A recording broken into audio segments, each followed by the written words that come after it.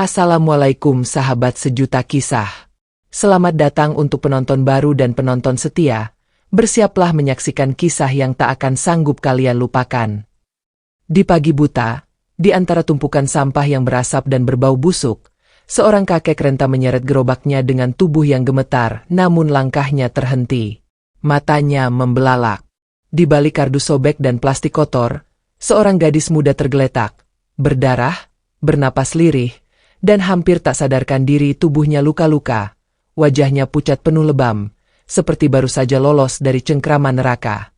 Siapa gadis ini? Kenapa ia bisa dibuang seperti bangkai tak berharga? Dan kenapa kakek itu menangis sambil memeluknya erat?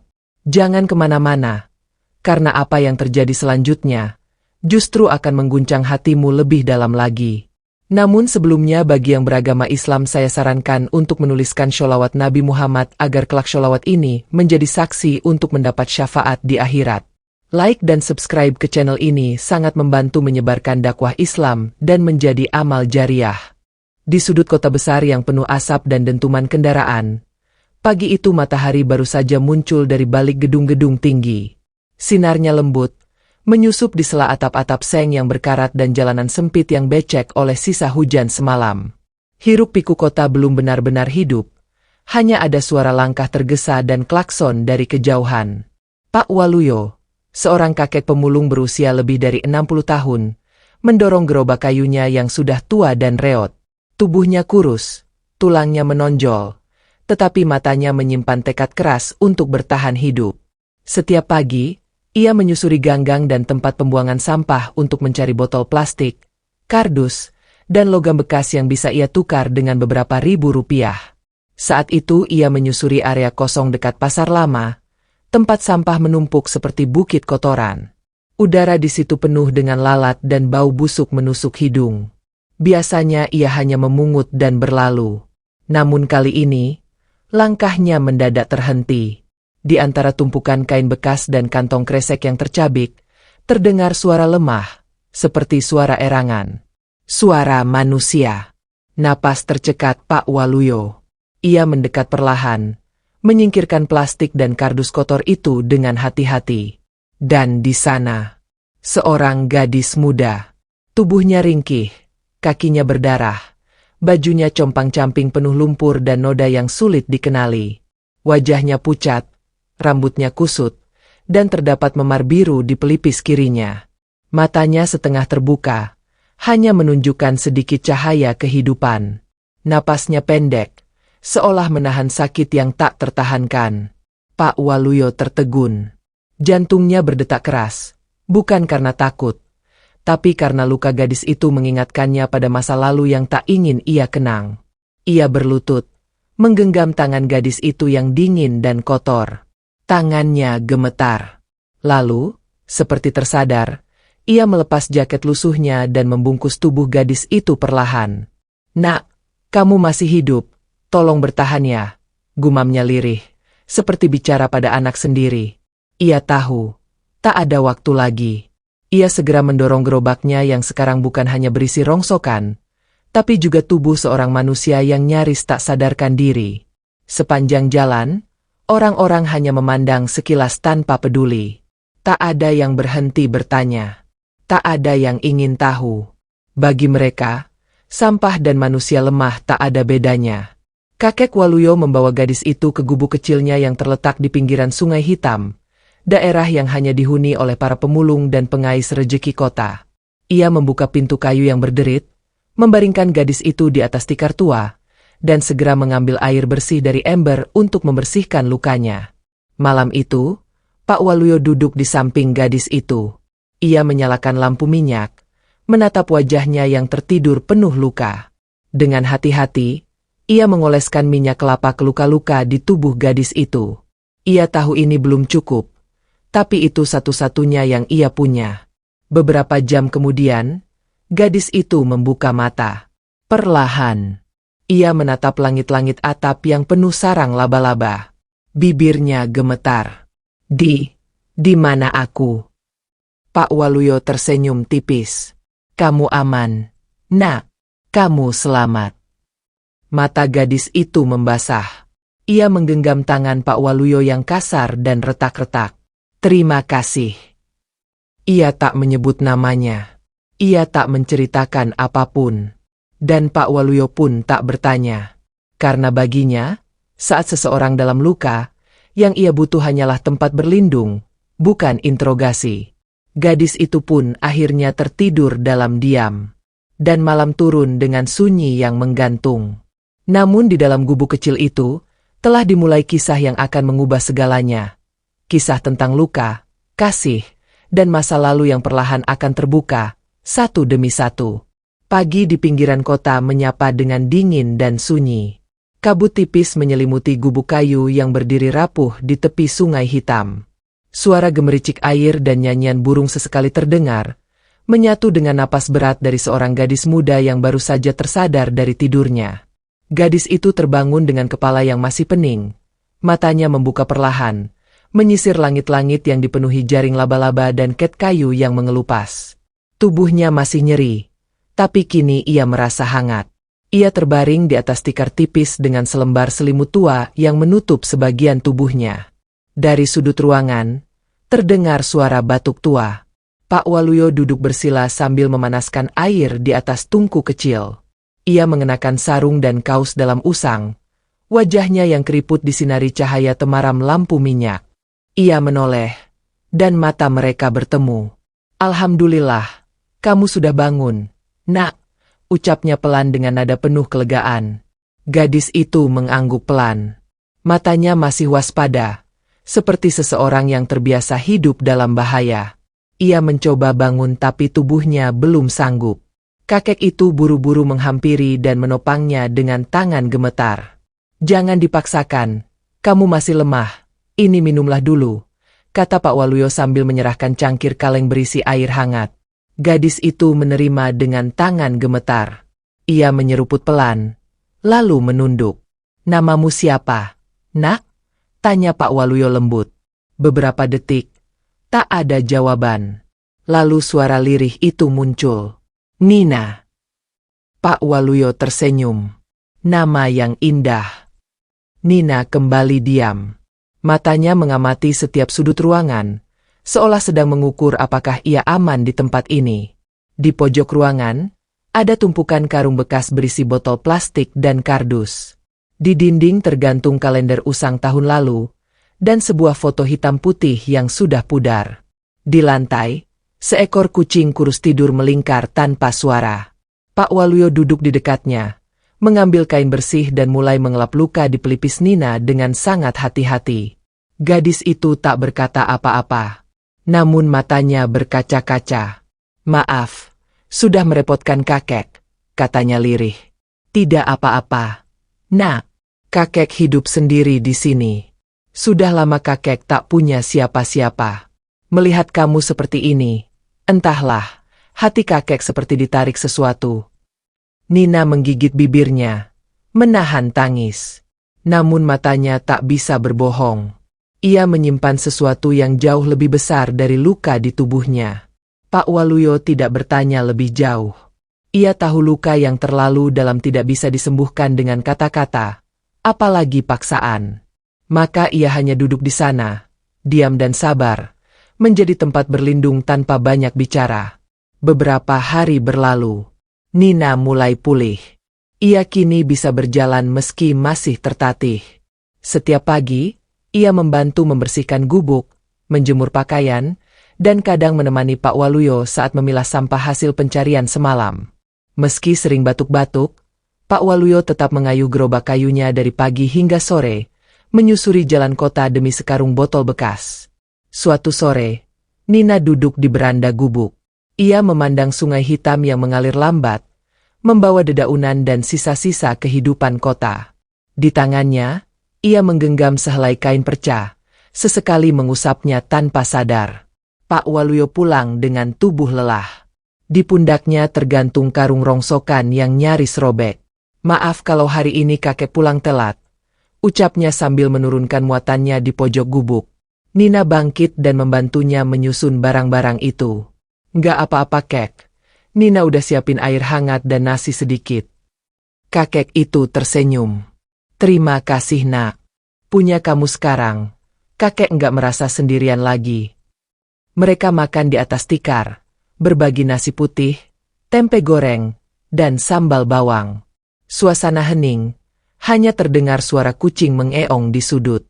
Setelah makan, Pak Waluyo memandang Nina dalam diam. Nina. Gadis itu menoleh. Iya, Kek.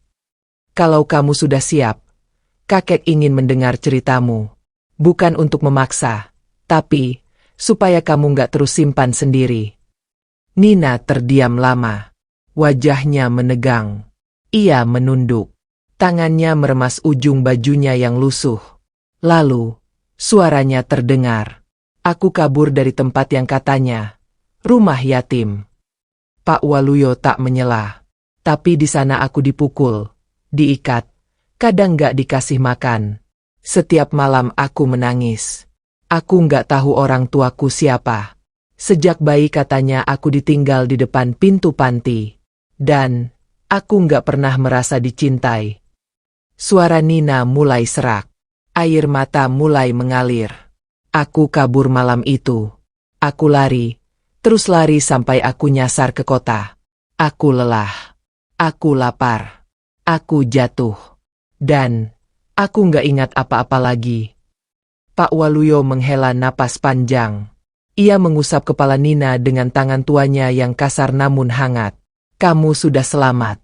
Nak, insya Allah di sini kamu nggak akan disakiti. Nina menangis di dada Pak Waluyo. Suara tangisnya pecah, menggema dalam gubuk reot itu, menumpahkan semua luka yang selama ini ia pendam. Malam itu, langit tampak lebih gelap dari biasanya. Tapi di dalam gubuk tua itu, dua manusia yang pernah dibuang dan dilupakan dunia, akhirnya menemukan satu sama lain.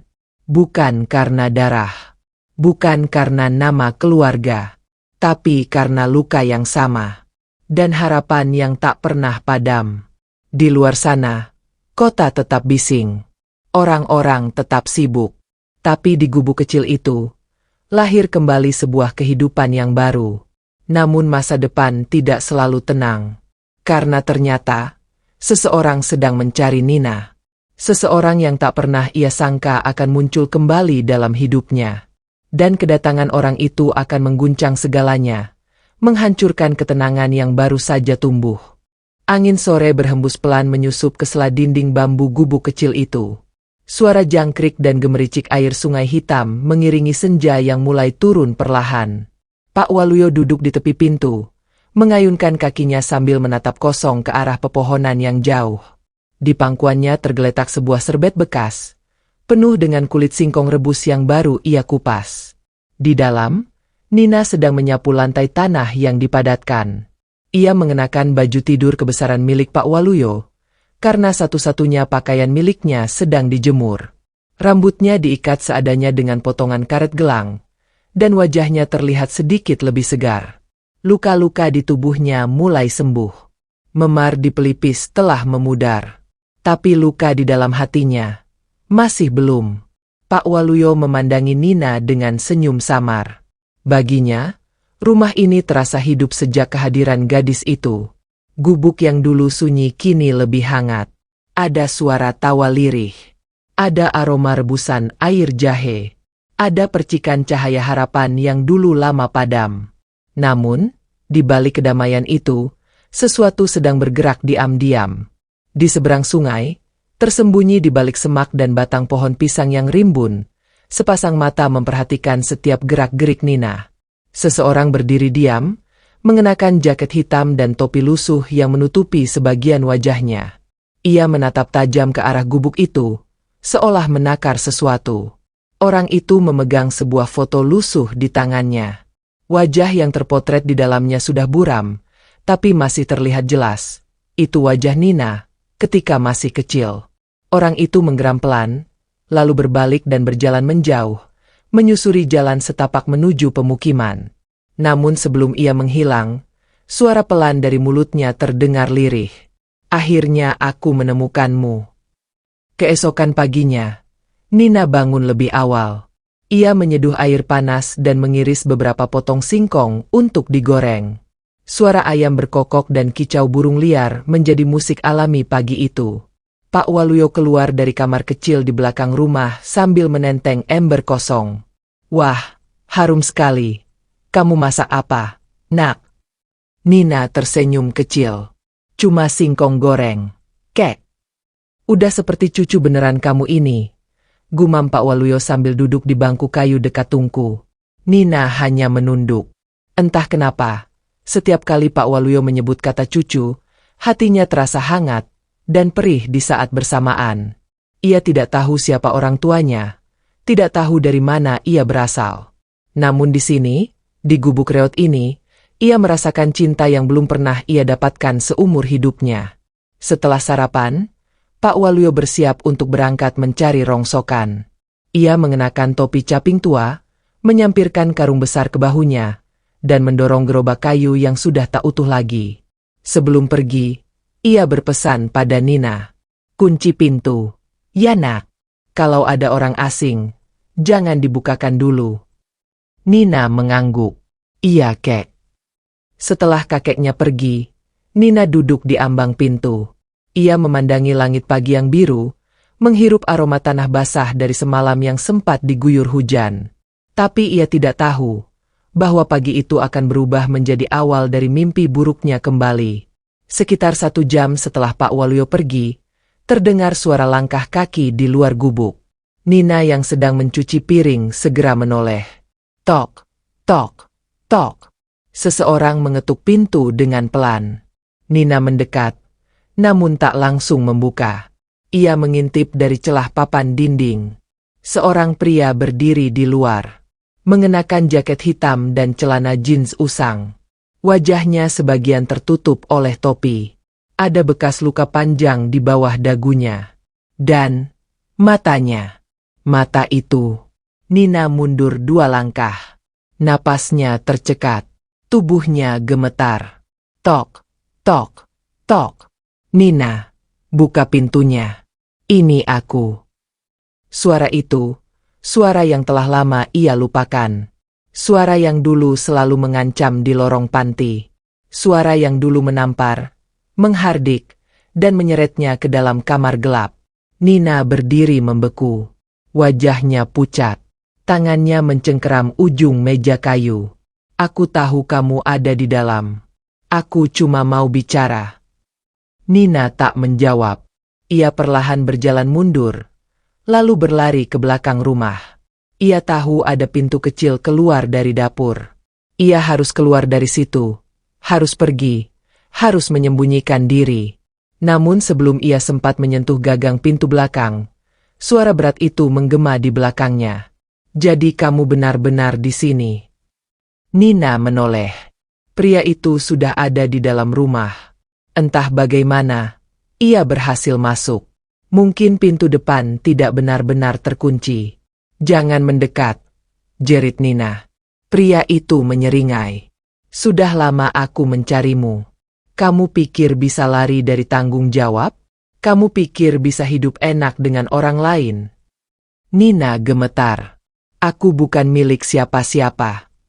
"Kau tahu siapa aku?" Pria itu maju selangkah. "Aku yang mengatur semua di panti itu. Dan kau membangkang, kabur, lalu mencemarkan nama baik tempat itu." Nina menggeleng keras. "Kamu yang menyiksa anak-anak di sana. Kamu monster." Pria itu marah. Ia melangkah cepat, mencengkeram lengan Nina dengan keras. "Ikut aku sekarang." Nina menjerit, mencoba melawan. Ia menggigit tangan pria itu, berontak sekuat tenaga. Kakinya menendang, tangannya mencakar, hingga akhirnya pria itu terlepas dan terjatuh mengenai dinding bambu. Nina berlari keluar. Ia berlari tanpa alas kaki menuruni jalan setapak menuju hutan kecil di belakang desa. Nafasnya tersengal. Jantungnya berpacu kencang. Air mata bercucuran. Pria itu mengejar dari belakang. Langkahnya berat, tapi cepat. "Nina aa." Nina terus berlari. Dadanya sesak. Ia terperosok. Bangkit lagi. Ranting melukai kakinya. Darah mengalir. Tapi ia tidak peduli. Di kejauhan, ia melihat gerobak kayu yang familiar. Pak Waluyo. Kakeknya. Kek. Tolong. Tolong aku, Kek. Pak Waluyo tertegun. Ia melihat Nina berlari dengan wajah panik, lalu menoleh ke belakang, melihat pria asing yang mengejar dengan mata membara. Tanpa pikir panjang, Pak Waluyo melempar gerobaknya ke samping, berdiri di hadapan pria itu, dan mengangkat tongkat kayunya tinggi-tinggi. Berhenti. Jangan sentuh dia. Angin berhenti. Waktu seolah membeku. Dan tepat di sanalah, kisah ini mulai berubah arah. Di tengah jalan sempit yang memisahkan kebun pisang dan semak belukar di pinggir desa, tubuh renta Pak Waluyo berdiri tegak seperti tembok tua yang menolak runtuh. Di tangannya tergenggam tongkat kayu panjang yang biasa ia gunakan saat berjalan jauh. Namun kali ini, tongkat itu bukan sekadar penopang, melainkan perlindungan terakhir bagi seseorang yang telah mengisi sunyi hidupnya. Pria bertopi lusuh yang mengejar Nina terhenti beberapa langkah di hadapan Pak Waluyo. Napasnya terengah, wajahnya geram, kemejanya lusuh dengan noda tanah, dan tangan kirinya berdarah bekas cakaran Nina. Minggir, Pak Tua. Urusan ini bukan sama kau. Gertaknya sambil menunjuk Nina yang bersembunyi gemetar di belakang tubuh kurus Pak Waluyo. Pak Waluyo tidak gentar. Matanya menatap tajam, penuh keteguhan. Keringat membasahi dahinya, tapi tangannya tetap menggenggam tongkat itu kuat. Anak ini di bawah perlindungan saya. Siapapun yang menyakitinya, harus lewat mayat saya dulu. Suara Pak Waluyo rendah, tapi setiap katanya seperti paku yang menghujam tanah. Pria itu tertawa mengejek. Kau pikir kau siapa? Dia kabur dari panti. Dia tanggung jawab kami. Panti yang mana? Panti penyiksaan? Balas Pak Waluyo dengan suara yang mulai meninggi. Pria itu menyipitkan mata. Kau tak tahu apa-apa, Pak Tua. Jangan ikut campur. Pak Waluyo mengangkat tongkatnya. Saya tahu cukup untuk melindungi anak ini. Saya tahu cukup tentang luka di tubuhnya. Tentang ketakutan yang ia simpan. Dan saya tahu satu hal lagi. Hanya orang pengecut yang menyerang anak kecil. Pria itu maju satu langkah, lalu tiba-tiba melompat ke depan mencoba merebut Nina. Namun Pak Waluyo lebih cepat. Tongkat kayunya melayang ke udara, menghantam lengan kiri pria itu hingga terdengar bunyi keras. Bug! Pria itu terjatuh. Mengerang. Tangannya memegangi bagian yang terkena. Namun ia segera bangkit lagi. Kali ini matanya menyala penuh amarah. Kau berani memukulku? Pak Waluyo berdiri di depan Nina, menggenggam tongkat dengan dua tangan. Tubuhnya gemetar, tapi matanya tak lepas dari sosok lelaki itu. Jika kau masih punya hati, pergi. Ini peringatan terakhir. Suara itu tidak meninggi, tidak menantang. Tapi justru karena tenangnya, pria itu tahu, kakek ini tak main-main. Dari kejauhan, suara langkah kaki mulai terdengar. Beberapa warga yang melihat keributan itu mulai mendekat. Ibu-ibu yang sedang memetik daun singkong di kebun sebelah saling bisik, sementara dua anak lelaki kecil berlari ke arah lapangan mencari kepala dusun. Pria bertopi itu menyadari dirinya mulai dikelilingi tatapan. Ia meludah ke tanah, lalu memelototi Pak Waluyo. Baiklah, untuk sekarang, aku pergi. Tapi ini belum selesai. Lalu ia berbalik. Berjalan cepat, lalu menghilang di antara semak dan pepohonan. Nina langsung memeluk Pak Waluyo erat dari belakang. Tubuhnya masih gemetar. Tangisnya pecah. Ia merasa selamat. Untuk sementara, Pak Waluyo menggenggam tangan Nina, lalu membawanya pulang perlahan. Langkah mereka berat, tapi setiap langkah terasa seperti meneguhkan ikatan yang tak lagi bisa dipisahkan oleh apapun. Malam itu langit mendung. Awan-awan kelabu menutup cahaya bulan. Gubuk Pak Waluyo kembali sepi. Hanya ada suara angin yang merayap di sela-sela dinding dan suara kayu yang berderak di terpa udara lembab. Nina duduk di tikar, memeluk lututnya. Ia mengenakan baju hangat bekas yang baru dicuci sore tadi. Wajahnya terlihat tenang, tapi matanya merah karena menangis terlalu lama. Pak Waluyo duduk di samping tungku yang apinya mulai meredup. Ia menatap bara dengan mata kosong. Tongkat kayu yang tadi siang ia gunakan masih tergeletak di dekat pintu. "Kek," panggil Nina pelan. Pak Waluyo menoleh. Dia akan kembali, ya?" Pak Waluyo tak menjawab langsung. Ia hanya mengangguk pelan, lalu berkata, "Mungkin. Orang seperti dia tak mudah menyerah." Nina menunduk. Kalau dia bawa orang banyak, kalau dia bawa polisi. Pak Waluyo menghela napas panjang. "Nina, kakek belum pernah bilang ini ke siapapun. Tapi malam ini, mungkin sudah waktunya kamu tahu." Nina menatap kakek itu, bingung. Ada sesuatu dalam suara Pak Waluyo yang terasa berbeda, seperti beban yang selama ini ia simpan sendiri. Dulu, kakek pernah bekerja sebagai petugas kebersihan di balai kota. Di sana, kakek kenal banyak orang, termasuk seorang pria yang sangat dihormati, tapi diam-diam menyembunyikan kejahatan. Mata Nina membelalak. Pria itu adalah kepala yayasan yatim piatu tempat kamu dulu tinggal. "Apa maksudnya, Kek?" Suara Nina bergetar. Pak Waluyo melanjutkan, "Kakek pernah melihat anak-anak di panti itu dikurung, dipukul, bahkan ada yang hilang dan tidak pernah kembali. Saat kakek mencoba melaporkan, kakek justru dipecat dan diusir dari kota." Nina menutup mulutnya. Air mata mulai menetes lagi. "Dan sekarang, setelah bertahun-tahun, kakek melihat kamu, salah satu anak dari tempat itu, berada di hadapan kakek, penuh luka. Itu bukan kebetulan, Nak." Nina bergumam pelan. "Semua sudah diatur." Pak Waluyo mengangguk. "Mungkin ini takdir dari Allah. Kita disatukan karena luka kita saling mengenali. Kamu bukan hanya gadis yang kakek selamatkan. Kamu adalah harapan yang dulu sempat hilang." Angin berdesir. Api di tungku padam. Dan malam turun dalam sunyi yang dalam. Namun mereka tidak tahu bahwa pria bertopi itu tidak benar-benar pergi. Ia mengendap di luar desa. Dan malam itu, ia sedang merancang sesuatu. Sesuatu yang bisa menghapus semua saksi. Dan korban berikutnya bisa saja bukan hanya Nina. Di langit malam yang kelam, angin berembus keras menerpa dedaunan tua yang menggantung di cabang-cabang pohon di sekitar desa Sukaramai.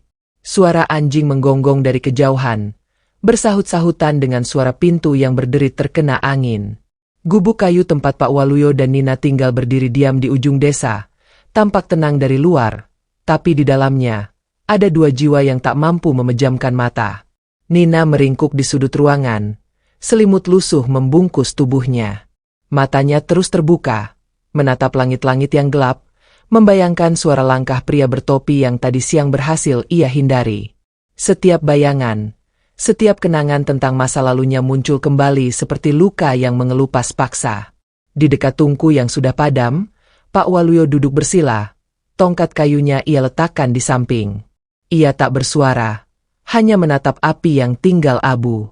Angin tiba-tiba mendorong pintu bambu hingga berbunyi keras. Brak! Nina terlonjak. Pak Waluyo berdiri perlahan, memeriksa daun pintu.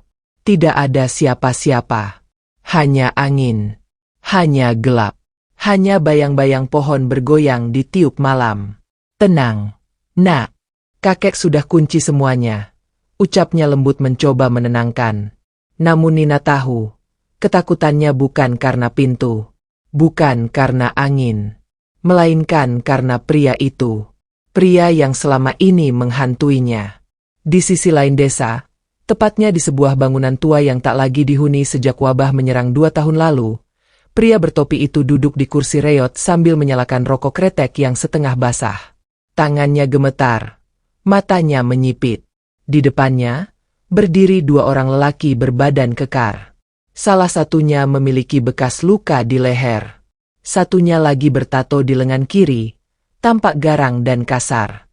Dia kabur dari panti, bawa nama jelek, dan sekarang tinggal sama kakek-kakek tua. Aku mau anak itu kembali, hidup atau mati.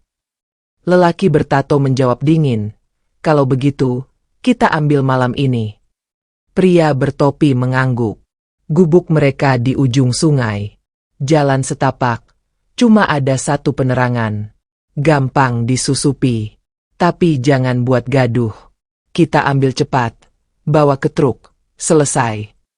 3 bayangan bergerak dalam diam, menyusup dari belakang ladang dan tepi hutan.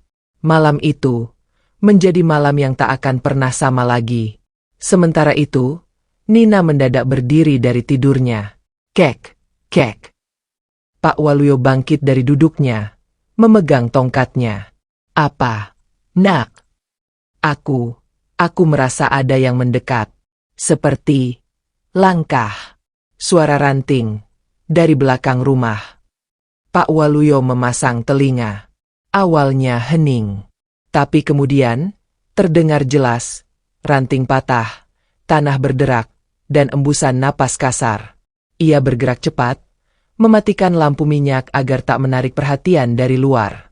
Lalu ia menuntun Nina ke sudut ruangan di belakang lemari tua. "Duduk di sini, jangan bersuara. Apapun yang terjadi, jangan keluar sebelum kakek bilang." Nina menggenggam tangan kakeknya. Air matanya mengalir tanpa suara. Ketakutan menyelimuti tubuhnya seperti kabut pekat. Tiba-tiba, kaca jendela kecil retak. Bayangan besar menutupi sinarnya. Suara keras terdengar dari arah pintu belakang. Tok, tok, tok. Bukan ketukan. Lebih seperti hentakan. Pak Waluyo menggenggam tongkatnya lebih erat. Tubuhnya tegak, siap menghadapi apapun.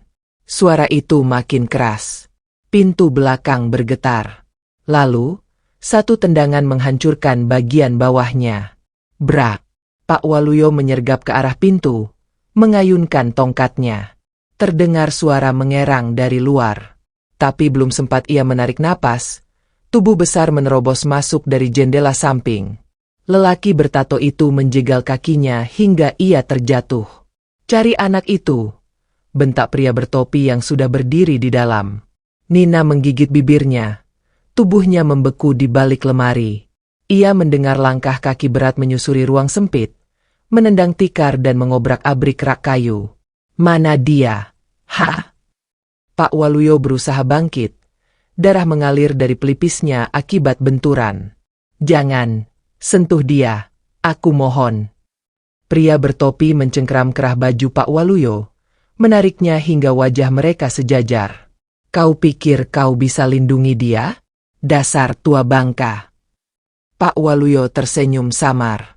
Darah menetes dari sudut bibirnya. "Kalau bisa, kuberikan nyawa kakek buat dia." Mata pria itu membelalak sejenak, terkejut oleh keberanian lelaki renta itu. Namun kemudian ia menoleh, melihat anak buahnya mulai membuka paksa lemari tua. Dan di saat itu, brak, dari balik lemari, suara keras terdengar. Lemari roboh. Nina menjerit dan mencoba kabur, tapi tangan kasar lelaki bertato sudah menarik rambutnya. "Ketemu. Ayo kita bawa sekarang." "Lepasin aku," jerit Nina, menangis histeris. Pak Waluyo berusaha bangkit, tapi lututnya goyah. Tubuhnya gemetar. Ia menyeret tongkatnya dan maju beberapa langkah. Dengan sisa tenaga, ia melemparkan tongkat itu ke arah kepala pria yang menarik Nina. Bug! Tongkat menghantam pelipisnya. Pria itu terhuyung. Nina pun terlepas dan langsung merunduk ke sisi meja. Namun kebisingan itu telah membangunkan warga sekitar. Teriakan terdengar dari luar gubuk. "Ada pencuri! Bakar rumahnya!" Lampu-lampu senter mulai menyorot ke arah gubuk. Suara langkah kaki warga berdatangan. Suara-suara saling bersahutan.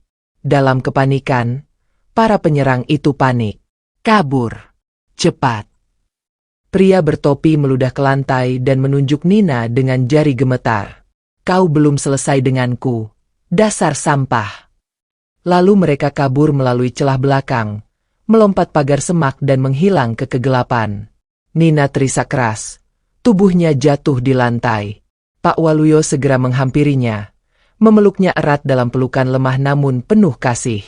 Gubuk itu porak-poranda. Jendela pecah, lemari roboh, barang-barang berserakan. Tapi bagi Nina dan Pak Waluyo, mereka berhasil selamat malam ini.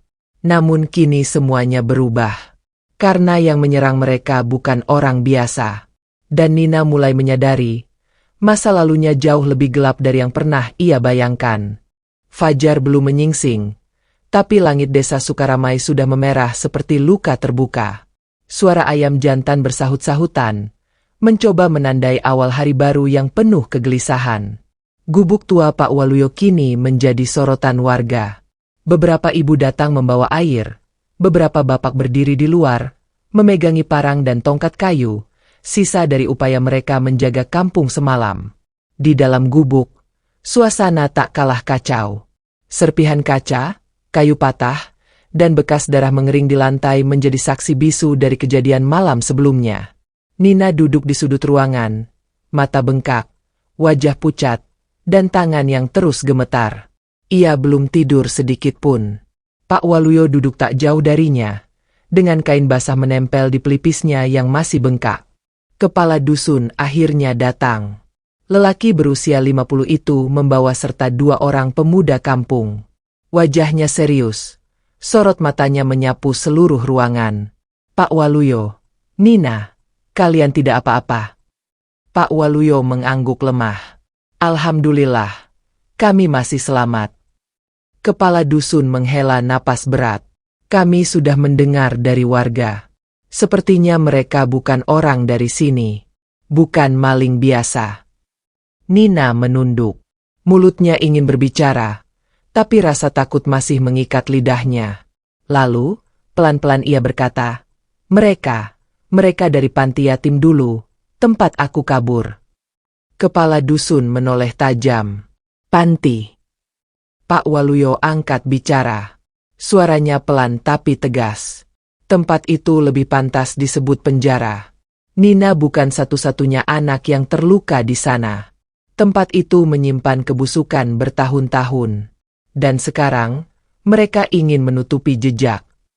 Kepala dusun terdiam beberapa detik. Kemudian ia memandang warga yang mengintip dari balik pintu dan jendela. Kita harus buat laporan. Dan untuk sementara, Nina tidak boleh tinggal di sini tanpa penjagaan. Mereka bisa kembali kapan saja. Nina langsung panik. Jangan pisahkan aku dari kakek. Aku mohon.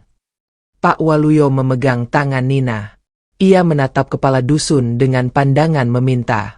Aku sudah kehilangan segalanya dalam hidup ini, Pak Dusun. Hanya Nina satu-satunya yang tersisa. Kalau boleh, biarkan dia tetap di sini. Aku akan jaga dengan nyawaku sendiri. Suasana hening. Kepala dusun menunduk.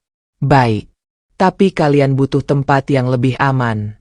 Gubuk ini sudah terlalu rapuh. Pak Waluyo menatap sekeliling. Langit-langitnya berlubang. Dindingnya retak, pintunya nyaris copot. Kami akan pindah ke kandang sapi tua di belakang kebun, ucapnya tegas.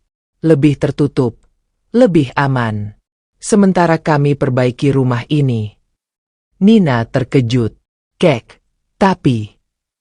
Tidak apa-apa nak, sahut Pak Waluyo, menatapnya dengan senyum kecil. Yang penting kamu aman. Hari itu, warga bergotong royong memindahkan barang-barang penting dari gubuk ke kandang sapi yang sudah lama kosong.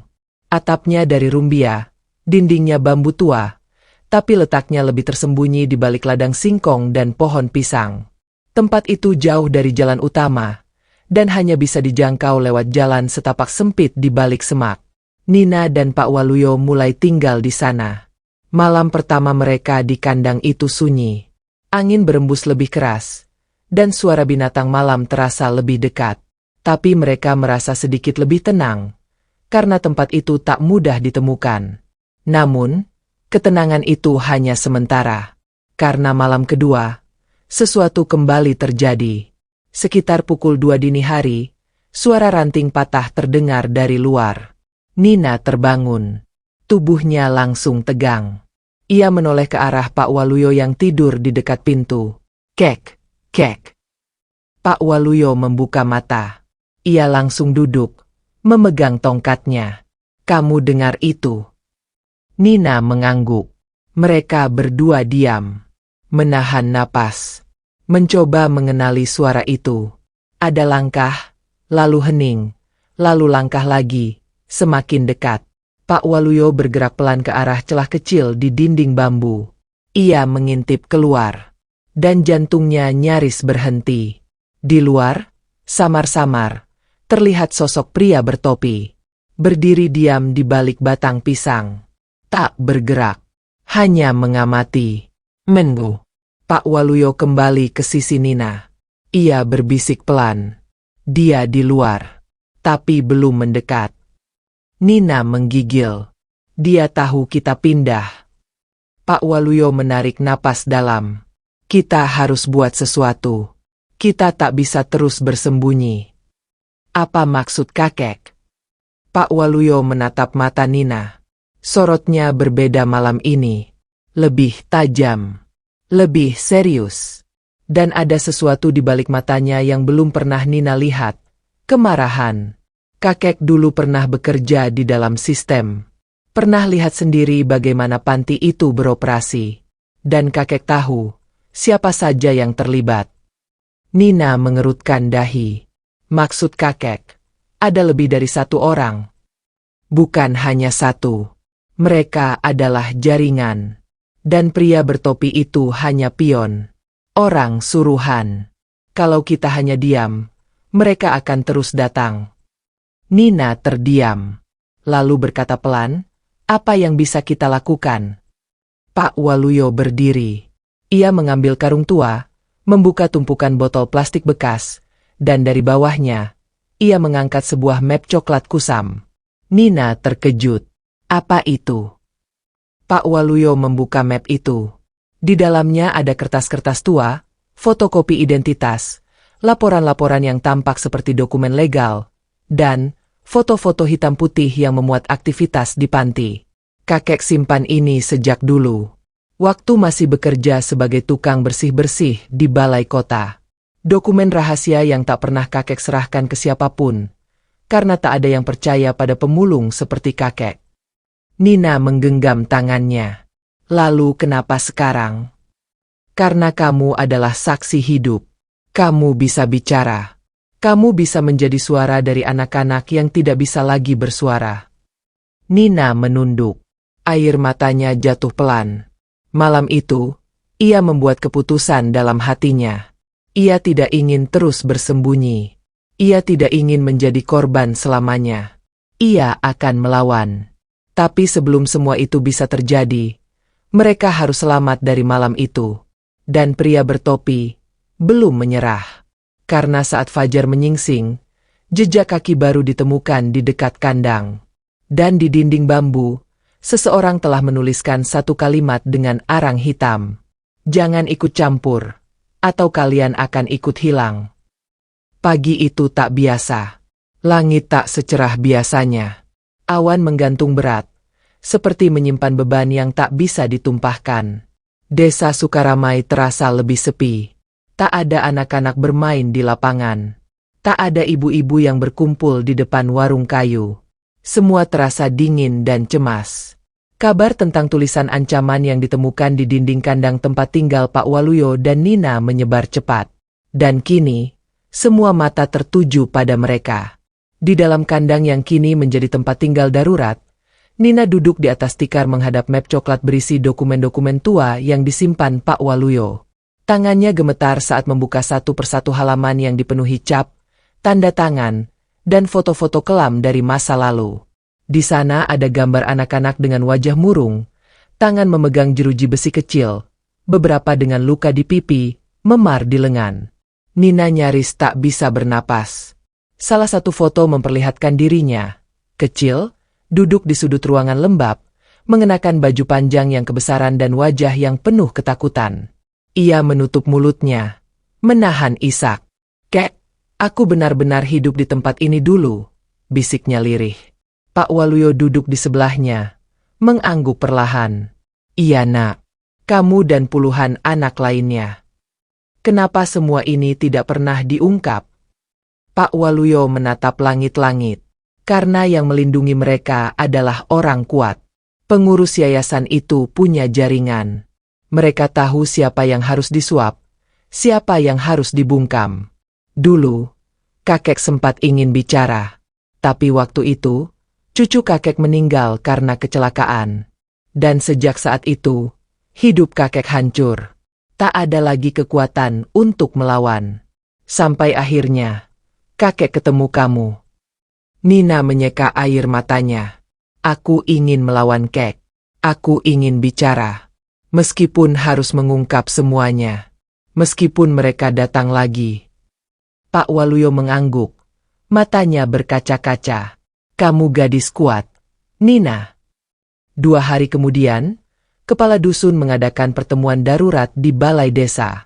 Beberapa tokoh kampung, pemuda, dan ibu-ibu hadir. Pak Waluyo datang bersama Nina, membawa dokumen-dokumen yang ia simpan selama bertahun-tahun. Suasana dalam balai hening. Semua mata tertuju pada map coklat itu. Pak Waluyo berdiri perlahan. Tubuhnya tampak lebih lelah dari sebelumnya, tapi sorot matanya lebih hidup. Saya tahu, selama ini kita percaya bahwa tempat penampungan anak yatim adalah tempat paling aman. Tapi saya harus mengatakan sesuatu yang selama ini saya simpan. Panti itu bukan tempat aman. Saya saksi hidup. Dan Nina adalah korbannya. Seorang ibu menutup mulutnya. Seorang bapak mengerutkan dahi. Mereka menyiksa anak-anak. Mereka memperdagangkan bantuan yang seharusnya untuk anak-anak. Dan lebih dari itu, mereka membungkam siapapun yang tahu. Saya dulu hanya petugas kebersihan. Saya lihat semuanya. Saya kumpulkan buktinya. Tapi saya diam. Karena saya takut. Pak Waluyo menunduk. Napasnya berat. Sekarang saya tidak mau diam lagi. Nina berdiri, lalu maju ke depan. Dengan suara pelan tapi jelas, ia mulai bicara. Aku dulu tinggal di panti itu. Sejak bayi. Aku tidak tahu siapa orang tuaku. Dan di sana, aku tidak diperlakukan seperti anak. Aku hanya angka. Aku hanya mulut yang harus dikendalikan. Aku melihat anak-anak dipukuli. Aku sendiri pernah dikurung 2 hari tanpa makanan. Aku melarikan diri, dan ditemukan oleh kakek Waluyo. Kalau bukan karena dia, mungkin aku sudah mati. Semua yang hadir diam. Udara dalam ruangan seperti membeku. Lalu kepala dusun berdiri. Ia mengambil map itu, membuka satu persatu dokumen, memeriksa foto-foto dan tulisan-tulisan di dalamnya. Wajahnya serius. Matanya tegang. Kalau ini semua benar, maka kita harus ambil tindakan. Saya akan bawa dokumen ini ke kantor polisi kota. Kita minta perlindungan untuk Nina. Dan kita buka laporan resmi. Nina menatap Pak Waluyo. Apa mereka akan percaya?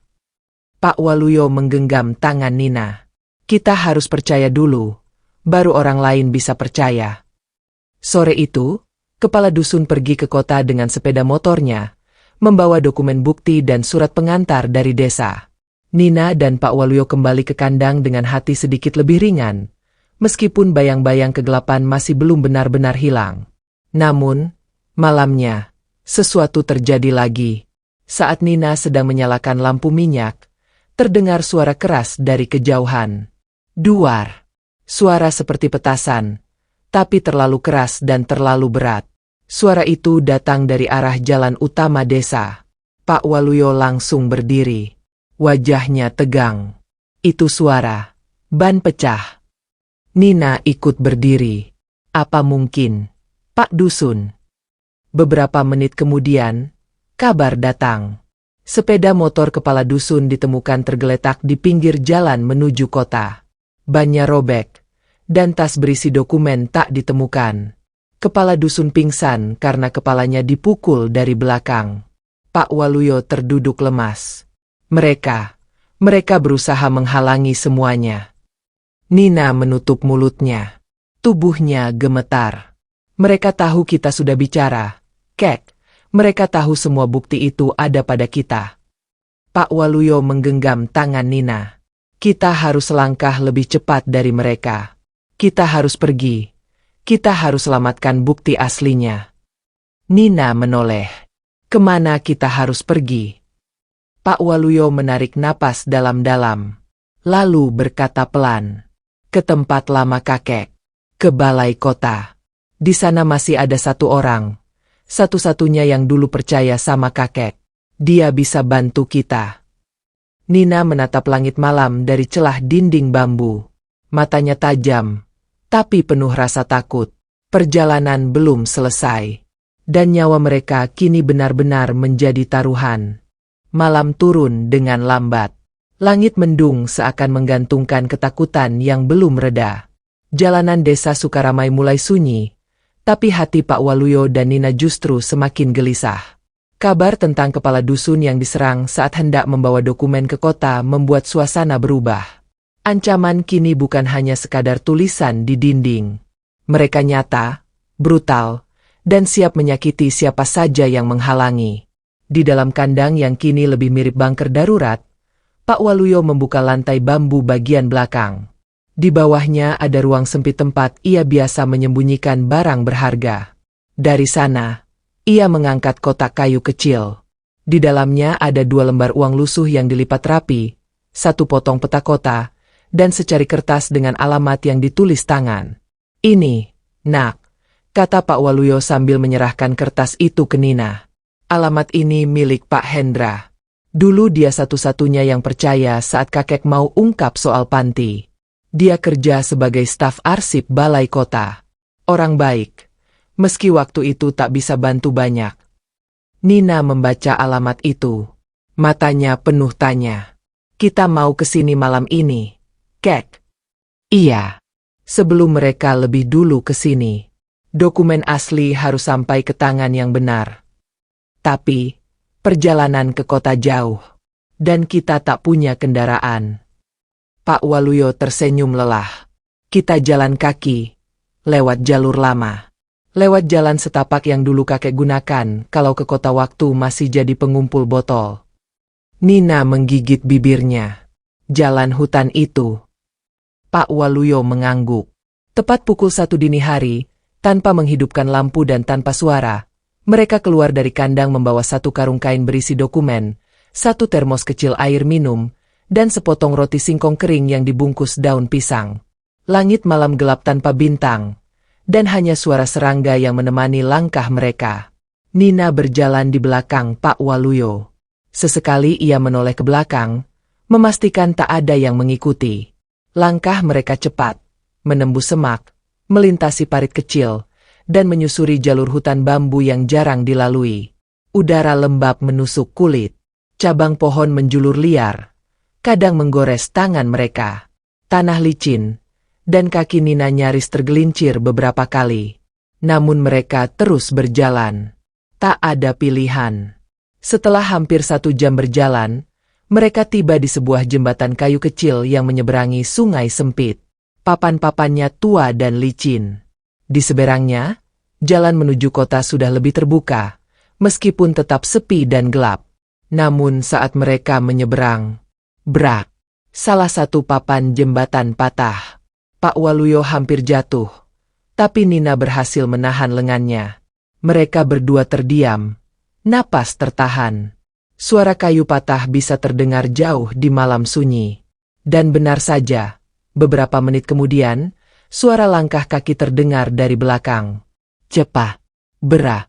Tergesa. Nina panik. Kek! Mereka menyusul.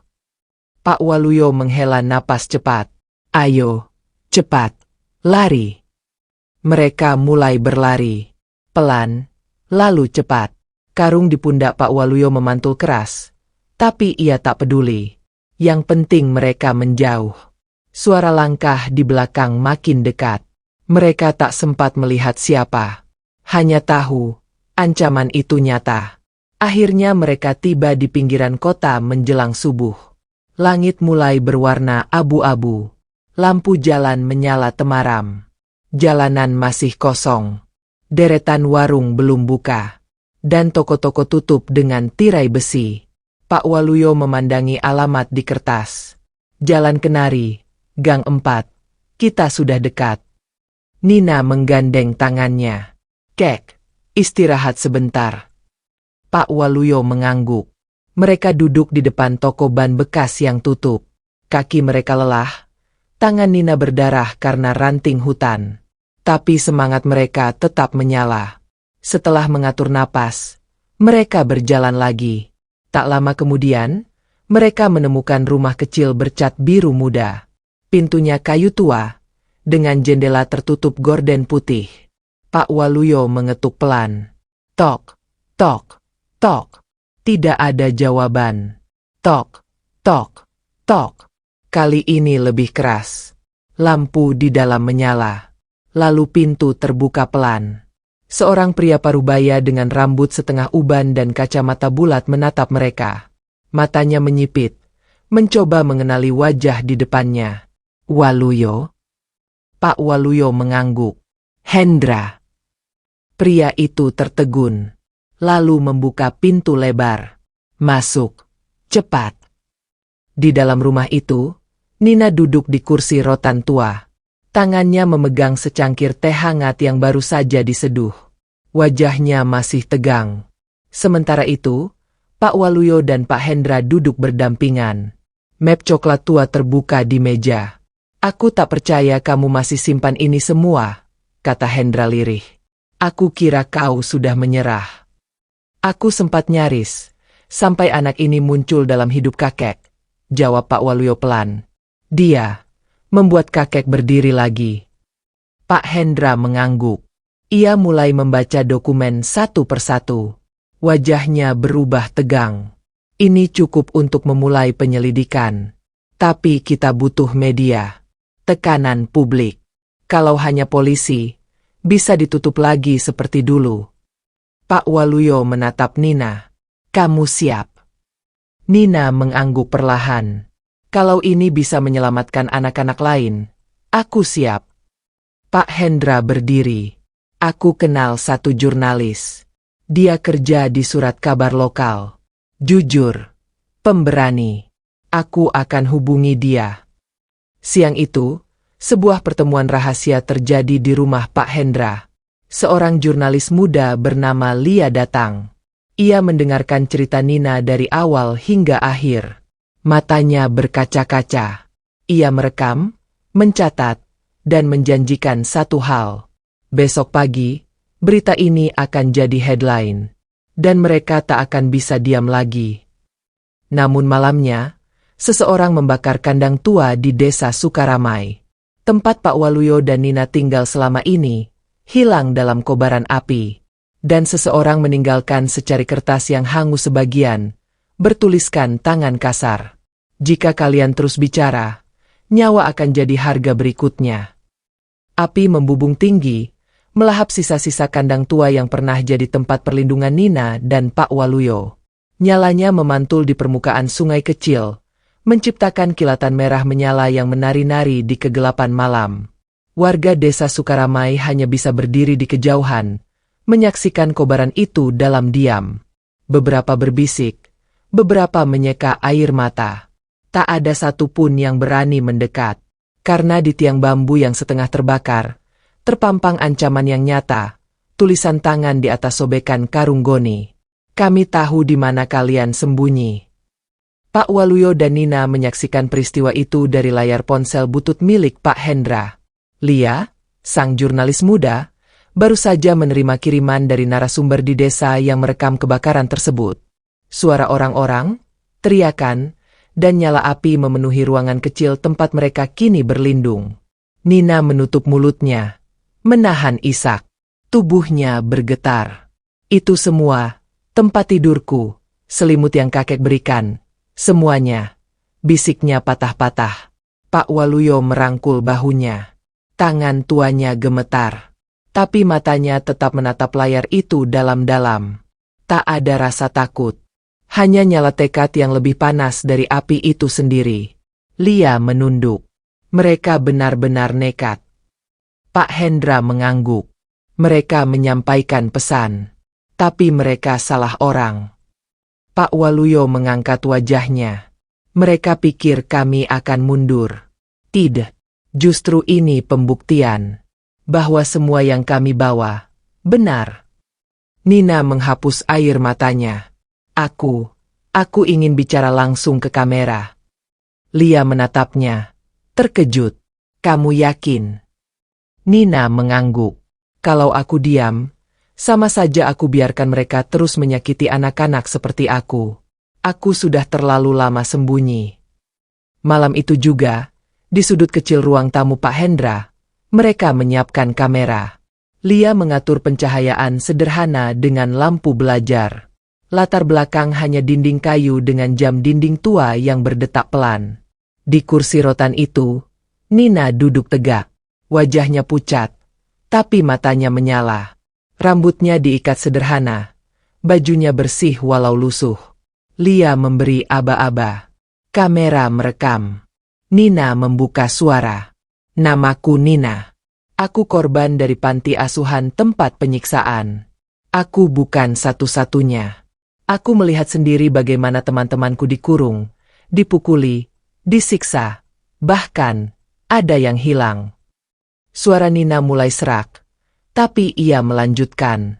Aku kabur. Aku lari. Aku bertahan hidup di jalanan. Sampai ditemukan oleh seorang kakek pemulung. Beliau merawatku, menyembuhkan lukaku, dan memberiku sesuatu yang belum pernah aku dapat. Rasa aman. Nama beliau Pak Waluyo.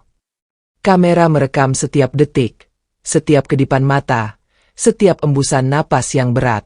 Dan sekarang, kami diserang. Kami diancam.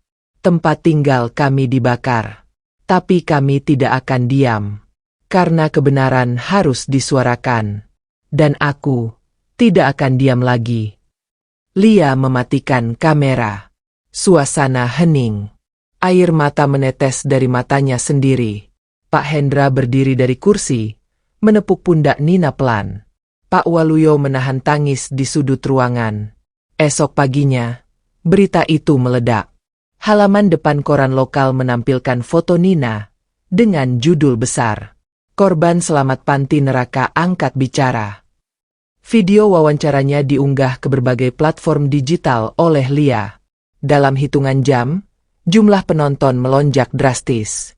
Kolom komentar dipenuhi ucapan simpati, kemarahan, dan ajakan untuk menyelidiki. Media nasional mulai meliput. Stasiun TV mulai menelpon. Organisasi perlindungan anak mulai menghubungi Lia dan Pak Hendra. Tekanan publik meningkat. Suara masyarakat tak bisa lagi diabaikan. Di kantor polisi kota, akhirnya, laporan yang diajukan oleh kepala dusun yang telah siuman diperkuat dengan dokumen yang diberikan Pak Waluyo. Penyelidikan resmi pun dibuka. Namun, di tempat lain, orang-orang yang terancam mulai gelisah. Di sebuah bangunan tua bercat putih kusam, pria bertopi yang selama ini memburu Nina tengah duduk bersama seorang pria berdasi dengan wajah datar dan tangan yang terus mengetuk meja. Kita dalam bahaya, kata pria berdasi itu. Media sudah tahu. Polisi juga.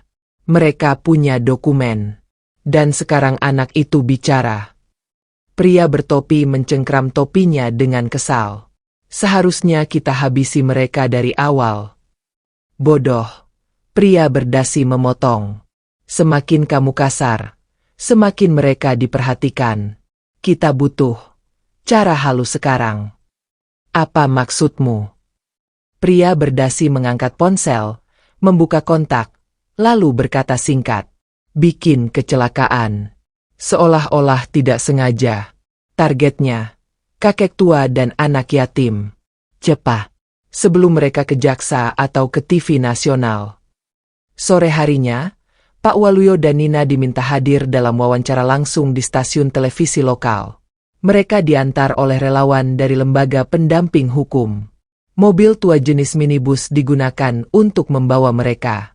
Lia dan dua petugas dari organisasi perlindungan anak ikut dalam perjalanan. Di tengah perjalanan, mobil melintasi tikungan tajam di pinggir tebing kecil. Jalanan sepi. Hanya suara mesin dan angin yang menyapu pepohonan. Semua terlihat normal, hingga sebuah truk tanpa muatan tiba-tiba muncul dari tikungan depan, dalam kecepatan tinggi, tanpa tanda memperlambat. "Awas!" sopir berteriak. Pak Waluyo memeluk Nina seketika. Bunyi klakson keras. Ban berdecit. Rem diinjak penuh. Dan gelap. Semua jadi gelap. Suara sirene. Suara teriakan. Suara tangis. Bau asap. Nina membuka mata perlahan. Kepalanya berdenyut. Tubuhnya terluka. Namun yang pertama ia lihat adalah Pak Waluyo. Tubuhnya tergeletak tak bergerak di atas aspal. Darah mengalir dari kepalanya. Satu tangan masih memegang erat map coklat itu. "Kek, Kek, jangan tinggalin aku, Kek." Lia berteriak minta pertolongan. Petugas relawan terguncang. Sopir luka di pelipis. Beberapa warga berlari dari ladang terdekat. Ambulans tiba. Nina digendong ke atas tandu. Tapi sebelum ia naik, ia merangkak mendekati tubuh Pak Waluyo. Air matanya tak berhenti mengalir. "Kek, tolong bangun. Kita belum selesai." Pak Waluyo tidak menjawab. Dan untuk pertama kalinya dalam hidupnya, Nina merasakan ketakutan yang benar-benar mematikan. Takut kehilangan satu-satunya orang yang mencintainya tanpa syarat. Malam itu, berita kecelakaan itu masuk ke media. Banyak yang mencurigai ada sabotase. Banyak pula yang marah. Tekanan publik membesar. Orang-orang menuntut jawaban. Dan Nina duduk sendiri di ruang tunggu rumah sakit. Di tangannya, ia memegang map coklat penuh darah. Ia bersumpah. Ia akan selesaikan semua ini. Demi kebenaran. Demi semua anak-anak yang telah hilang. Dan demi seorang kakek pemulung yang memberinya arti hidup. Pagi itu, langit rumah sakit berwarna abu-abu. Sinar matahari tertutup mendung yang menggantung. Tapi di dalam hati Nina, badai sudah lebih dulu menggulung sejak malam. Sejak kecelakaan itu, ia tak bisa tidur. Setiap detik hanya dihabiskan menatap pintu ruang ICU dengan jantung berdegu pelan dan harapan yang menipis. Tubuhnya masih terbalut perban. Luka di kakinya masih memar, tapi luka di hatinya jauh lebih dalam. Map coklat penuh bercak darah yang sebelumnya digenggam erat oleh Pak Waluyo kini ia peluk sepanjang malam. Map itu kini bukan hanya bukti, tapi warisan terakhir dari seseorang yang sudah ia anggap lebih dari keluarga. Seseorang yang mengangkatnya dari tumpukan sampah menjadi manusia yang kembali percaya bahwa dunia masih punya harapan. Suara langkah tergesa datang dari lorong. Lia masuk sambil membawa 2 kertas cetakan berita terbaru. "Nina, kamu harus lihat ini," katanya setengah berbisik. Napasnya terburu. Nina menoleh perlahan. Matanya sembab, tapi sorotnya tetap tajam. Lia menunjukkan halaman utama koran nasional. Di sana terpampang foto wajah Nina yang diambil dari video testimoni sebelumnya. Judul besarnya mencolok. Korban selamat panti yatim neraka jadi ikon perlawanan. Di bawahnya, keterangan, laporan eksklusif, investigasi dibuka, jaringan penindas anak dibongkar. Lia lalu mengeluarkan ponselnya. Membuka tayangan berita dari TV nasional. Polisi resmi menahan 3 orang pengurus yayasan. Panti ditutup. Investigasi menyeluruh dibuka. Dan kamu, Nina, kamu yang memulai semuanya. Nina menatap layar itu. Hatinya tak tahu harus senang atau menangis. Karena kemenangan ini datang bukan dengan senyum, tapi dengan darah. Dan orang yang paling ia sayangi kini masih terbaring di ujung maut. Pintu ruang ICU terbuka. Seorang dokter keluar. Wajahnya datar. Nina langsung berdiri. Lututnya goyah. Tapi ia bertahan. Lia menggenggam tangannya. "Dok, bagaimana keadaan kakek?" tanya Nina pelan. Suara nyaris tak terdengar. Dokter itu menarik napas dalam. Ia mengalami trauma kepala cukup berat. Sempat koma semalaman. Tapi Nina langsung menahan napas. Pagi ini, ia membuka mata. Air mata langsung mengalir dari mata Nina. Lututnya lemas. Tapi ia terduduk sambil menutup wajah. Lia memeluknya erat. 2 hari kemudian, Nina diperbolehkan masuk ruang rawat untuk menemui Pak Waluyo. Tubuh kakek itu masih lemah. Wajahnya dibalut perban, dan suara napasnya dibantu alat oksigen. Tapi ketika Nina membuka pintu dan memanggil lirih, mata Pak Waluyo terbuka perlahan. "Kek, aku di sini." Senyum lemah muncul di wajah keriput itu. Dengan tenaga tersisa, ia menggerakkan jari telunjuknya, menunjuk dada Nina. "Kamu selamat." Nina menggenggam tangan kakek itu erat. "Iya, Kek. Semuanya sudah dibuka. Semua orang tahu sekarang." Pak Waluyo mengangguk pelan. Lalu dengan suara hampir tak terdengar, ia berbisik. "Kamu kuat, nak, kamu cahaya itu." Air mata Nina jatuh menetes ke tangan kakeknya. "Kamu juga, Kek. Kamu cahaya pertama yang aku lihat dalam hidupku." Seminggu berlalu. Nina dan Pak Waluyo dirawat bersama di ruang perawatan yang sama. Berita tentang mereka terus berkembang. Banyak donatur datang, menawarkan bantuan. Beberapa organisasi sosial mengangkat Nina sebagai duta anak terlantar. Tapi Nina menolak semua yang bersifat simbolis. Ia hanya ingin satu, memastikan tidak ada anak yang merasakan apa yang ia rasakan. Ia mengajak Lia dan Pak Hendra mendirikan sebuah lembaga baru. Bukan sekadar panti, tapi rumah perlindungan sesungguhnya. Diberi nama Rumah Cahaya Nina Waluyo. Tempat itu bukan hanya menampung anak-anak yang terlantar, tapi juga menjadi pusat pelaporan kekerasan anak. Semua anak yang datang disambut dengan pelukan, bukan aturan. Dengan makanan hangat, bukan kekerasan. Dan dengan pendidikan, bukan penindasan. Nina menjadi pelindung bagi anak-anak yang dibuang.